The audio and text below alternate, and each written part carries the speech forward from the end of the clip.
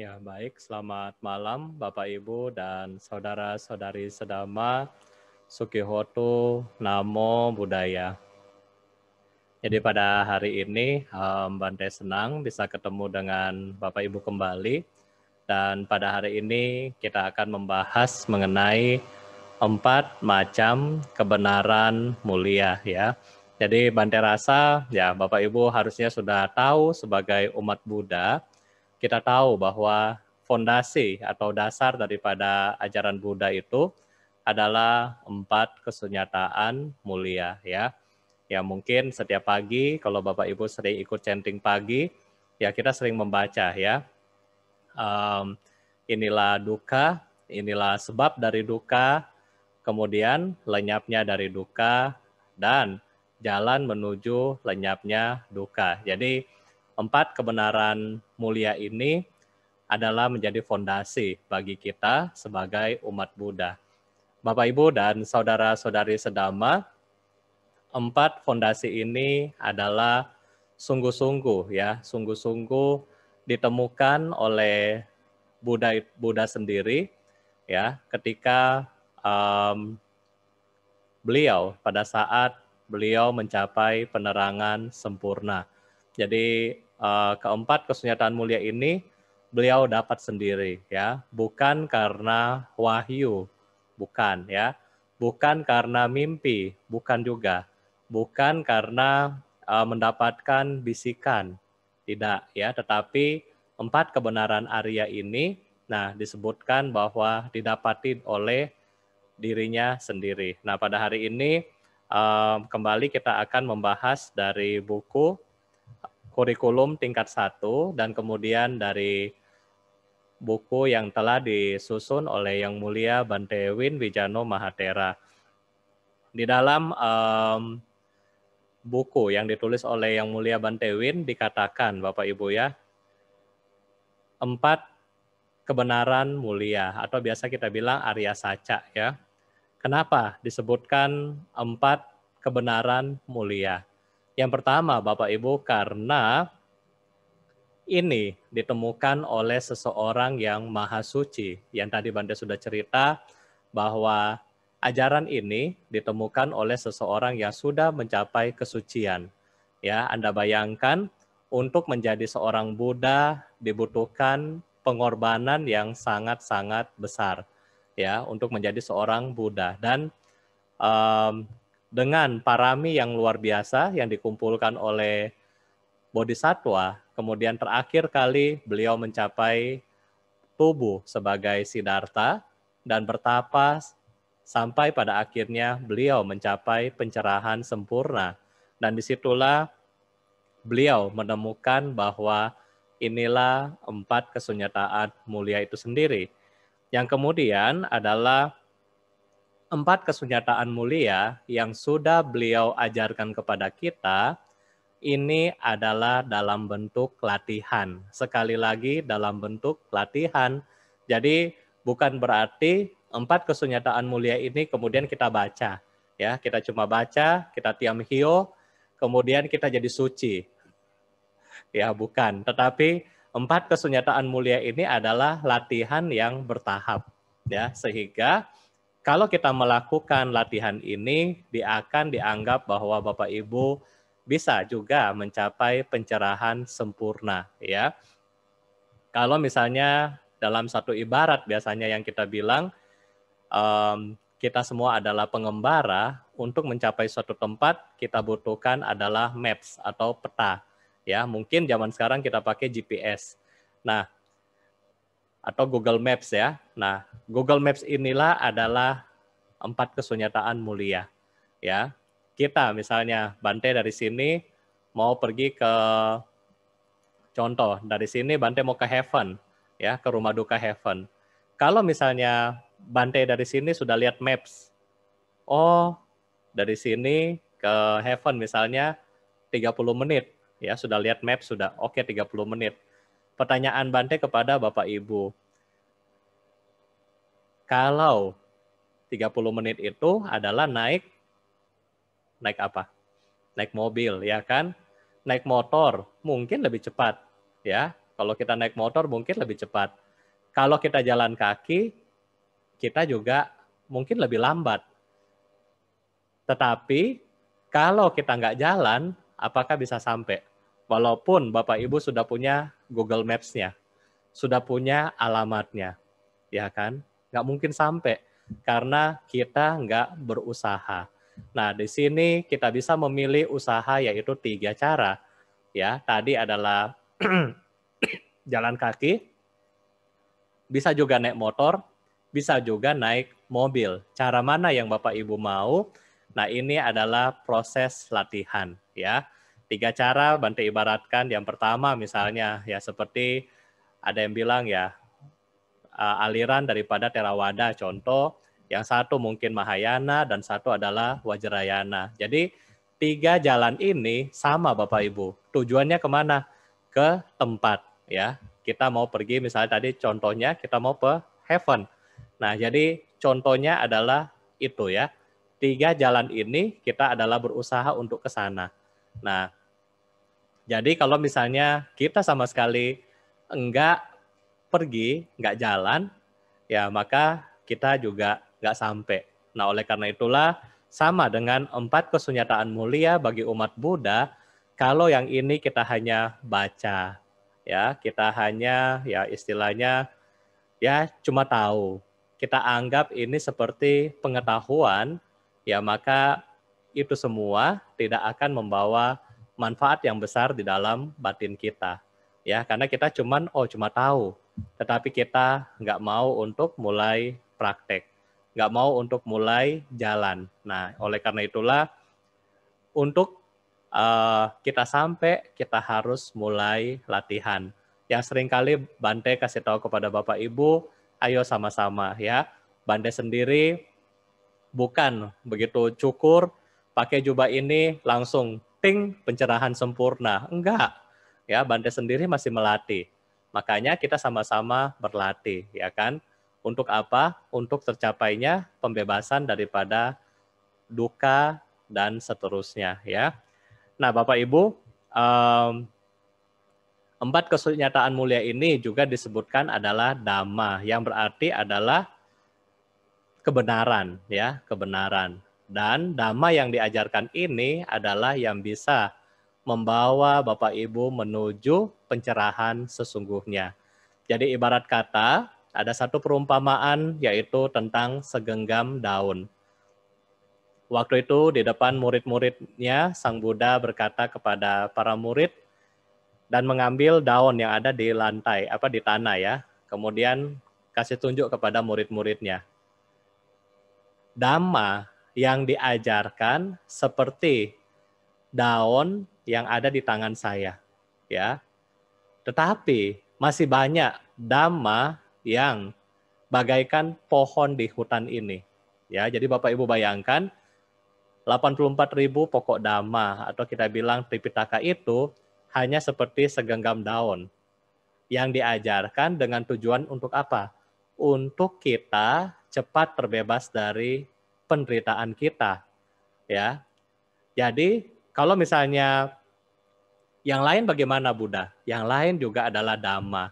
Tetapi untuk mencapai pembebasan Anda cuma perlu yang di tangan saya ini, ya. Jadi yang di tangan inilah yang membuat Anda lebih cepat untuk mencapai kesempurnaan atau kita bilanglah pencerahan ya. Nah jadi Bapak Ibu sebagai umat Buddha kita harus sadar bahwa yang Buddha sudah kasih ke kita adalah the best ya. Kalau misalnya zaman sekarang sudah dibilang misalnya ya ini banyak vaksin yang keluar, yang mana yang paling bagus? Nah Buddha sudah kasih Anda nih yang paling bagus nih. Kalau Anda latihan ini maka Anda bisa mencapai seperti apa yang saya capai. Nah, dan berikutnya adalah Buddha mengajarkan kita tentang 4 kebenaran mulia ini, tujuannya untuk apa? Karena semua makhluk adalah Buddha. Semua makhluk adalah Buddha, termasuk Anda dan saya. Kita semua adalah calon Buddha, ya. Karena kenapa? Setiap daripada batin kita memiliki benih-benih kebudaan.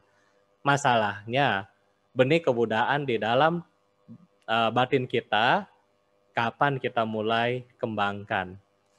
Ya, benih kebudayaan di dalam batin kita atau seringkali dibilang adalah bodhicitta, kapan kita kembangkan? Kapan kita usaha untuk mulai tanam? Ya, benihnya sudah ada disimpan di plastik, nggak tumbuh Bapak Ibu.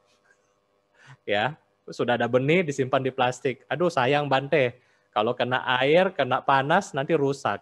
Jadi disimpan aja di plastik. Ya, nggak jadi pencerahan ya, nggak jadi pencerahan. Ini sama seperti dengan, ayo mulai meditasi, ayo mulai ke wihara, tunggu Bante, masih muda. Tunggu Bante, belum punya istri. Tunggu Bante, belum punya rumah. Tunggu Bante, belum punya anak. Tunggu Bante, anak masih kecil. Tunggu Bante, anak belum kuliah. Tunggu Bante, mau lihat anak wisuda. Tunggu Bante, mau lihat anak merit, mau apa? Mau apa? Ikut tepai. Tunggu Bante, mau lihat cucu, ya kan? Setelah tunggu, ya yang datang ke wihara tinggal foto, ya sama abu. Ya itulah, terlambat, ya kan? Bagaimana kita mengembangkan benih kebudayaan kalau kita menunggu, ya? Karena kita sayang dengan semuanya, ya, sehingga benih kebudayaan ini hanya kita simpan di dalam plastik. Kita nggak mau buka, kita nggak berusaha untuk tanam, ya. Kalau kita lihat orang yang hobi menanam, ya kembali lagi tentang benih kebudayaan, bagaimana? Susah nggak tanam tanaman? Susah, ya. Mesti tanam, tahu airnya bagaimana, tahu nggak boleh terlalu panas, nggak boleh terlalu dingin. Kalau terlalu panas nanti dia daunnya kuning, terlalu lembab akarnya busuk, ya kan? Sehingga harus bagaimana? Harus benar-benar dijaga. Tahu, oh ini sudah mulai kering, taruh air, dan seterusnya. Jadi sama dengan kita, untuk mengembangkan benih kebudayaan ini harus berusaha, ya, harus berusaha. Tiap hari ya disiram, ya kan? Disiramnya pakai apa Bante? Meditasi 20 menit, ya. Tiap hari dikasih panas sedikit, kasih panas pakai sila. Ya, tiap hari kalau sudah terlalu panas dipindahin sedikit dan seterusnya. Nah, inilah yang harus kita kembangkan, yang harus kita sadar di dalam batin kita. Nah, oleh karena itulah kita setelah memahami bahwa kita ini adalah calon Buddha, kita mempunyai benih kebudayaan. Nah, oleh karena itulah barulah kita mulai mendalami topik daripada 4 kesunyataan mulia. Kenapa Buddha bilang Anda memiliki potensi untuk menjadi Buddha dan seterusnya. Karena kita lihat Bapak Ibu bahwa Sang Buddha sendiri, ya kan, Buddha Gotama sendiri adalah manusia. Sama seperti Putra, sama seperti Willy, sama seperti Bante, sama seperti Bapak Ibu yang ada di rumah. Kita semua manusia yang sama, ya. Buddha lahir di mana? Lahir di negara Nepal sekarang, ya. Nah, dia adalah manusia biasa sama seperti kita.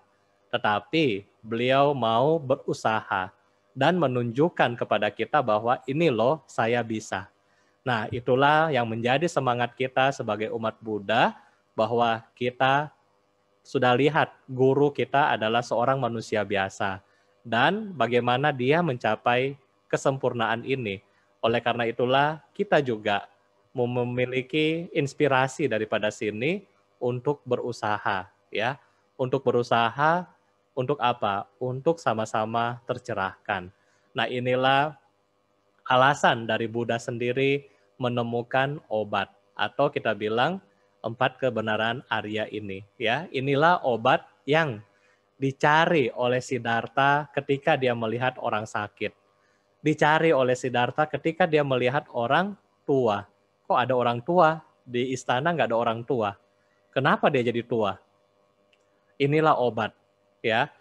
Inilah obat untuk mengatasi kematian yang berulang-ulang kali. Nah, oleh karena itulah kita belajar resep hari ini, bagaimana obat ini bisa kita minum, kita gunakan setiap hari, ya. Nah, kebenaran Arya yang pertama yang kita sudah tahu Bapak Ibu, adalah kebenaran Arya tentang duka. Kebenaran Arya tentang duka, ya. Kalau misalnya Bapak Ibu baca tentang apa, kita membaca Dhammacakkappavattana Sutta, atau ya setiap pagi kita baca penghormatan kepada Tri Ratna, itu selalu dibilang di dalam bahasa Pali, ya. Bante baca deh bahasa Palinya biar kita sama-sama ini memahami.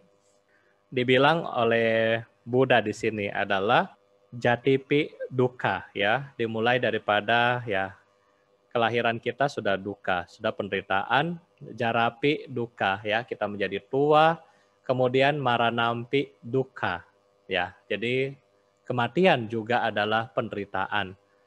Soka paridewa duka, domana supaya sapi duka. Apiyehi sampayogo duko, piyehi wipayogo duko. Yang pincang nalabati hampi dukang. Apa semua ini Bante? Kelahiran adalah duka, ya. Kelahiran sudah membuat kita menduka. Bante sudah bahas ini tentang kelahiran adalah duka. Kalau mungkin Bapak Ibu yang baru pertama kali ikut masih bingung kenapa kelahiran adalah duka, dan nanti boleh bertanya, nggak apa-apa ya. Kemudian usia tua adalah duka, ya. Bapak Ibu umur berapa di rumah? Ya, Bante tadi baru di ini di opnam, ya, baru dikerik, ya. Nah itu karena apa? Masuk angin, ya, baru umur 36 sudah capek, ya kan? Nah, bagaimana Bapak Ibu di rumah, ya? Usia tua makin capek, ya kan? Makin tua makin capek, naik tangga capek, ya kan? Duduk lama-lama capek, ya kan? Kadang-kadang lihat di cermin sudah mulai berkerut, ya kan? Dan seterusnya, ya. Itu adalah penderitaan ketika usia mulai tua. Selanjutnya apa? Ketika kita mulai tua, tenaga kita mulai lemah, ya. Yang tadinya mungkin seumur putra masih bisa lari sana lari sini, sekarang nggak bisa lagi, ya kan? Bisa duduk, diam, jalan sedikit sudah capek, dan seterusnya. Inilah duka karena usia tua. Berikutnya, duka karena kematian, ya. Karena kematian adalah duka. Mungkin ketika orang meninggal, kita menangis. Tetapi Bapak Ibu yang lebih menderita bukan kita yang nangis, tetapi dianya yang meninggal. Dia menderita sekali. Nah, oleh karena itulah kematian juga sangat-sangat membuat kita menderita. Ini adalah proses alami daripada suatu kelahiran. Nah, di dalam hubungan kita sesama manusia, sesama makhluk hidup yang ada di alam samsara ini, ketika kita ketemu dengan musuh-musuh kita, ya, orang-orang yang kita ciong, kita juga menderita. Ya, kalau kita melihat dia misalnya dari jauh, aduh, sudah kelihatan. Kadang-kadang bagi yang hidungnya peka dari jauh sudah tahu. Kadang-kadang yang bagi punya telinga dewa, dengar suaranya aja sudah mendidih di hati. Ya kan? Itu adalah duka karena apa? Mempunyai orang yang tidak kita suka, ya. Kita berkumpul dengan mereka yang kita benci, kita menderita. Ya, misalnya Bapak Ibu kumpul di kantor, kumpul di sekolah, di kampus, dan seterusnya. Kemudian berpisah dengan orang-orang yang kita sayangi, yang kita cintai, juga penderitaan. Ya kan? Putus sama pacarnya, mau pergi ngapel mamanya nggak kasih, kemudian WA habis pulsa sampai nggak bisa WA-an sama yayangnya. Nah, ini adalah penderitaan, ya. Ini adalah penderitaan, apalagi kalau sampai sekolah, sekolahnya pisah sekolah dan seterusnya. Penderita. Ini adalah penderitaan ketika kita berpisah dengan orang yang kita cintai, ya. Mungkin juga ibu-ibu atau bapak-bapak di rumah, kalau anaknya jadi Bante juga menderita, ya, karena rasa berpisah sama anaknya. Ya, itu adalah penderitaan. Ya, ini adalah wajar. Dan berikutnya, Bapak Ibu, adalah keinginan-keinginan kita yang tidak tercapai. Ingin beli HP, ya kan, nggak dapat tercapai. Ingin mau ganti barang, nggak dapat tercapai. Mau beli rumah baru, nggak dapat tercapai. Ya kan, lagi target, tidak tercapai. Dan seterusnya, membuat kita juga menderita. Nah, inilah Buddha bilang, inilah dukkha. Inilah penderitaan kita yang kita alami sebagai manusia saat ini, ya. Dan penderitaan ini akan berulang terus dan terus menerus. Nah, sehingga pertanyaan dari Bante, sama-sama kita renungkan ya. Bante juga belum suci, Bante sudah bilang Bante juga belum suci. Jadi sama-sama kita merenungkan, mau sampai kapan ya? Mau sampai kapan kita mengalami cobaan, kita mengalami penderitaan, kita mengalami hal-hal yang tidak enak seperti ini. Ya, mau sampai kapan kita mengalami ya begini terus dan terus, ya. Tadi Bante baru selesai berbicara dengan DPR RI, dan di situ kita bilang semua agama, dalam semua sejarah agama untuk wabah penyakit itu sudah ada, ya. Untuk wabah penyakit itu sudah tercatat di kitab suci masing-masing agama. Dan ternyata Bapak Ibu sudah bukan dari zaman 2020 aja, bukan. Ya, misalnya di dalam teks agama Buddha sendiri dicatat dalam Ratana Sutta ya, ada wabah di Vesali di India. Nah, itu sudah pernah ada ternyata, ya. Dan sekarang ada wabah baru, ya kan? Jadi bagaimana Bante? Setiap kita akan kembali ke dunia ini, kita sudah harus siap bahwa ya mungkin di salah satu zaman kita harus ketemu dengan pandemi atau wabah penyakit seperti ini. Adalah wajar kita ketemu karena kenapa? Karena tubuh kita sangat rentan dengan penyakit. Ya, Bante sudah kasih contoh kemarin ke Anda, tubuh kita itu sangat rentan penyakit, ya kan?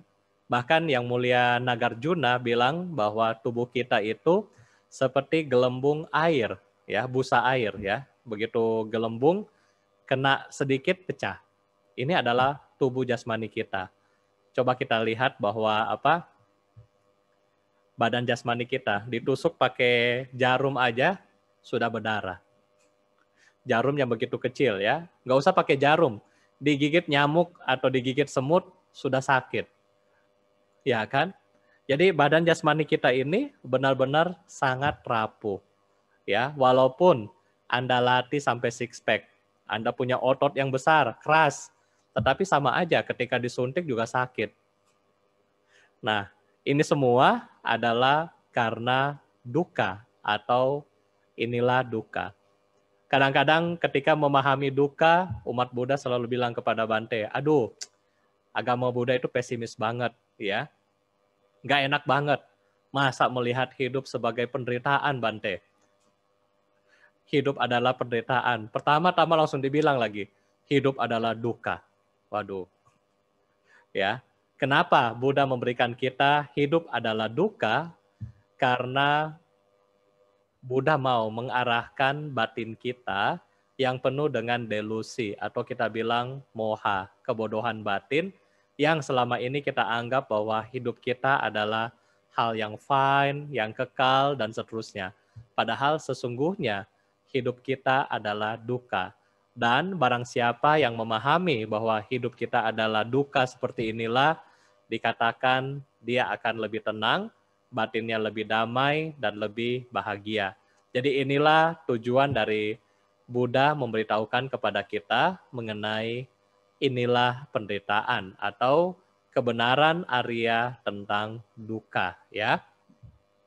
Bante rasa karena ini yang pertama aja sudah banyak sekali poinnya, mungkin hari ini kita sampai di poin kedua aja ya. Nanti kalau Bapak Ibu ada punya pertanyaan, ya boleh nanti kita bisa kasih jawab untuk 1 dan 2 saja ya. Kemudian Bapak Ibu, poin yang kedua adalah kebenaran Arya tentang asal mula dukkha ya. Inilah poin yang kedua. Ya, jadi ini adalah poin yang kedua adalah kebenaran Arya tentang asal mula dukkha. Kalau Bapak Ibu mungkin mau catat, mungkin Bante bisa baca satu-satu dalam bahasa Palinya. Adalah tadi yang Bante bilang ya, tadi Bante baca Palinya, ini ada bahasa Indonesianya, jadi bisa Anda catat. Jati duka. Jadi adalah jati kelahiran, duka adalah penderitaan ya. Kemudian jara. Jara adalah usia tua ya. Jara pakai J ya, bukan Zara. Kalau Zara itu nama brand. Marana ya, marana adalah meninggal ya, meninggal. Kemudian soka adalah hati yang menyesal, hati yang sangat susah. Paridewa, hati yang putus asa ya, benar-benar tidak bisa melakukan apapun, tidak bisa menolong apapun, itu adalah paridewa. Duka, ketidakbahagiaan daripada badan jasmani. Domanasa adalah orang yang minder, hatinya kecil ya. Upayasa, susah hati atau hatinya merana. Sampai yoga, mendapatkan sesuatu yang tidak kita sukai. Apakah ketemu musuh, ya, Anda makan keasinan dan Anda nggak suka, ya, itu adalah domanasa sampai yoga. Vipa yoga, berpisah dengan yang kita cintai. Yang kita cintai, Bante ulangin, bukan hanya orang, ya, bukan karena pacar kita, tetapi juga yang kita cintai adalah barang-barang kita. Misalnya handphone kita rusak, mobil kita kebaret, ya, dan seterusnya. Ini adalah Vipa yoga atau kalau mungkin orang bilang sekarang bokangguan ya. Alaba ya, adalah kekecewaan, tidak mendapatkan apa yang dia inginkan. Nah, jadi ini adalah mungkin bahasa Pali sama Indonesianya kurang lebih. Kalau Bapak Ibu nanti mau dengar kembali, ya rekaman ini ada di YouTube. Kemudian di sini kenapa sih kita menderita ya? Kita menderita karena tanha ya, karena tanha atau nafsu yang menyebabkan kita suffer. Yang pertama adalah kama tanha atau keinginan yang bersifat nafsu. Ingin punya pacar, sudah punya pacar satu kurang, sudah punya istri ya, istri satu kurang sama, sudah punya suami, suami satu masih kurang. Nah, itu adalah kama tanha. Selain itu juga mau harta duniawi dan seterusnya. Jadi ini adalah keinginan-keinginan yang bersifat nafsu, ya kan? Ini adalah kama tanha. Bawah tanha. Keinginan untuk memiliki atau bawa adalah menjadi ya. Keinginan adalah untuk menjadi bawa. Misalnya apa? Ingin jadi ketua, ya, ingin jadi koorhumas, ingin jadi mungkin jadi presiden, jadi apapun di situ ya. Jadi ingin menjadi, ya. Jadi di sini bawa tanha ingin menjadi, bawa tanha. Ini yang membuat kita yang menderita, ya. Ingin menjadi, misalnya putra dia mau menjadi seorang penulis atau menjadi dia bilang kemarin wartawan, tapi ternyata nggak jadi. Nah itu jadi stres, jadi hatinya gundah dan seterusnya. Itu karena keinginan yang besar ya dalam hal pingin menjadi ini. Nah kemudian adalah wibawa tanha, ya kan? Ya wibawa tanha nggak mau apa-apa, ya. Jadi inilah yang menyebabkan kita menderita. Jadi karena nafsu. Nafsu membuat kita menderita. Nah, jadi mungkin ini yang bisa Bante sampaikan, dua ini dulu. Nanti yang kita bisa lanjutkan mungkin di sesi hari Sabtu, karena waktu kita tinggal sedikit. Ibarat kata Bapak Ibu, Bante mengambil satu kesimpulan di hari ini bahwa 4 kesunyataan mulia ini, seperti yang sudah seringkali Bante sampaikan kepada Bapak Ibu adalah bagaimana kalau kita ke dokter, ya? Bagaimana kalau Anda ke dokter? Misalnya Bante tadi pagi makan rica banyak, ya, karena memang waktu Katina ada dapat bawa rica dari Manado ya, jadi masih banyak ricanya. Jadi makan rica banyak-banyak.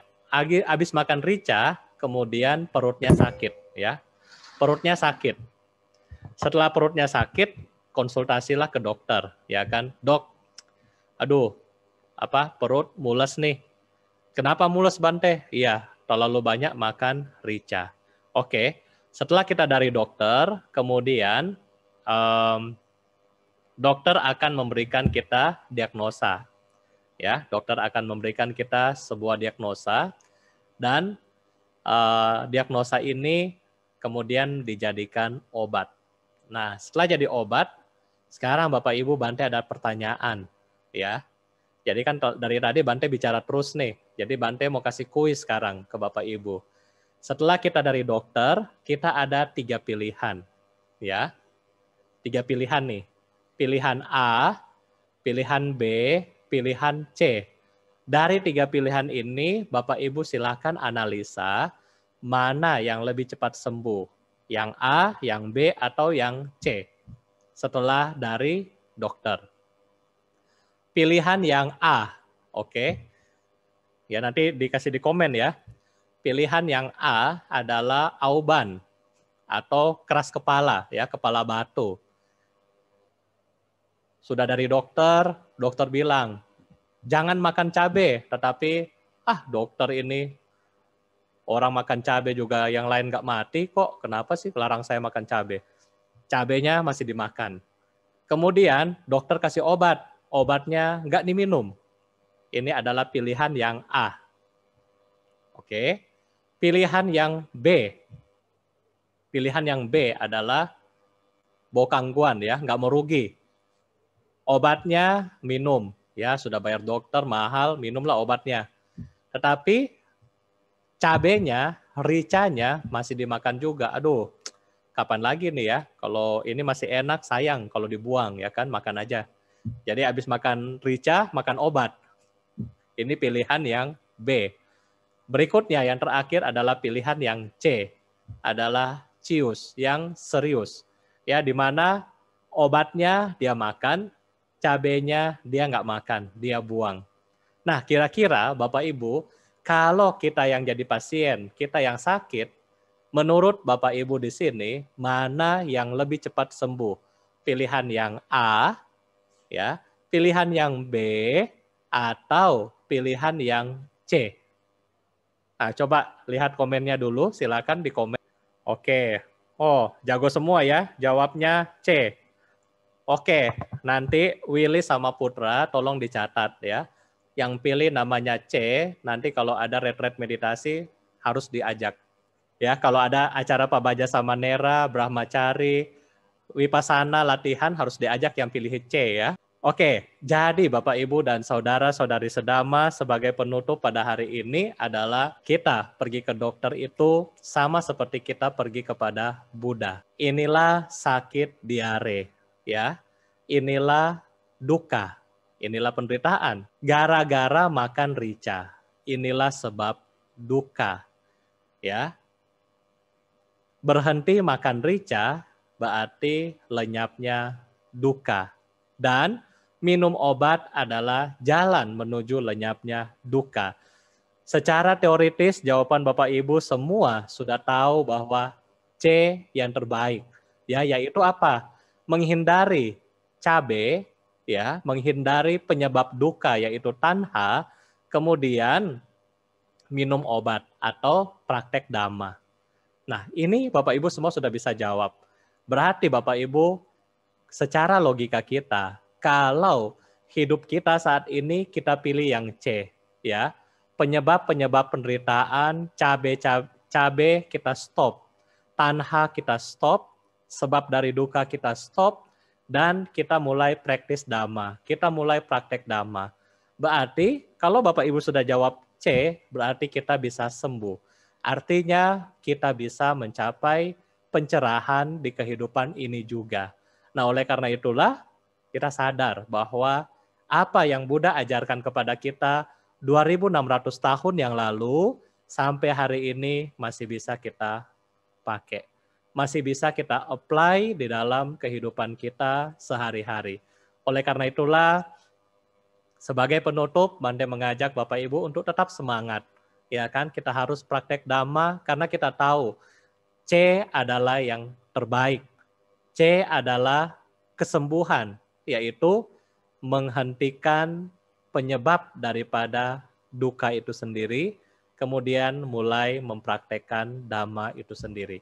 Inilah jawaban untuk malam hari ini sebagai kesimpulan, dan berarti Bapak Ibu, selama kita mempraktekkan Dhamma ini, selama itu pula Anda bisa berpotensi untuk mencapai kesempurnaan itu sendiri.